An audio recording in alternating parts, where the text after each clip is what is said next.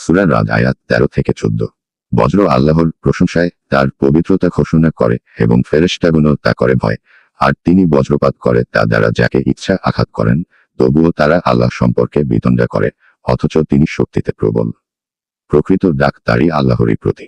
যারা তাকে ছাড়া অন্যকে ডাকে, তারা তাদের ডাকে সাড়া দিতে পারে না, তারা তো কেবল পানি কামনা করে এমন এক ব্যক্তি, যে পানি মুখের কাছে আসে না, শুধু হাত তুলে থাকা ছাড়া কিছুই নয়।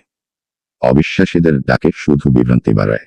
ইসলামী গল্প রায়হানের বজ্রবিদ্যুৎ। ভূমিকা: রায়হান ছিল এক যুবক, মফস্বল শহরের এক বিজ্ঞানপ্রেমী। সব সময় সে বলে বেড়াতো, প্রকৃতি নিজেই সবকিছু চালায়। বজ্রপাত, বৃষ্টি, এগুলো তো প্রাকৃতিক নিয়ম। এখানে আল্লাহর কি কাজ? তার মা, একজন ধার্মিক নারী, সব সময় তাকে বলতেন, বাবা, আল্লাহ ছাড়া কিছুই ঘটে না। বজ্রও তারই প্রশংসা করে। তুই একদিন বুঝবি। রায়হান এসব কথা হেসে উড়িয়ে দিত। কিন্তু এক রাতে এমন কিছু ঘটল, যা বদলে দিল তার জীবন।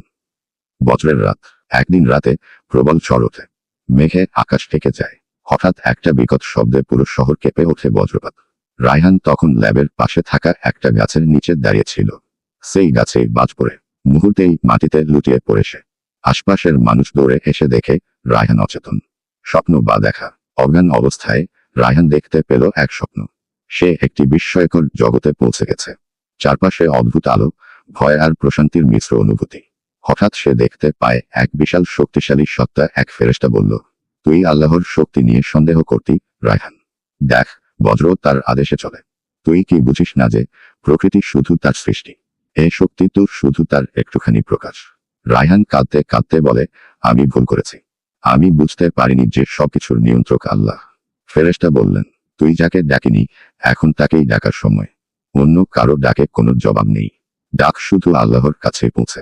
জাগরণ ও তাওবা। রায়হান জেগে উঠল হাসপাতালে। তার মা পাশে কাঁদছিল। সে আস্তে করে বলে, আম্মা, আল্লাহ আমাকে ফিরিয়ে দিয়েছেন। আমি সব বুঝে গেছি। সেই দিন থেকেই রায়হান নামাজ শুরু করে, কোরআন পড়ে এবং মানুষকে বলে, তোমরা আল্লাহ ছাড়া কাউকে ডাকো না। কারণ প্রকৃতি নয়, আল্লাহই সব কিছুর মালিক। বজ্রও তার প্রশংসা করে, আমরা কেন করব না?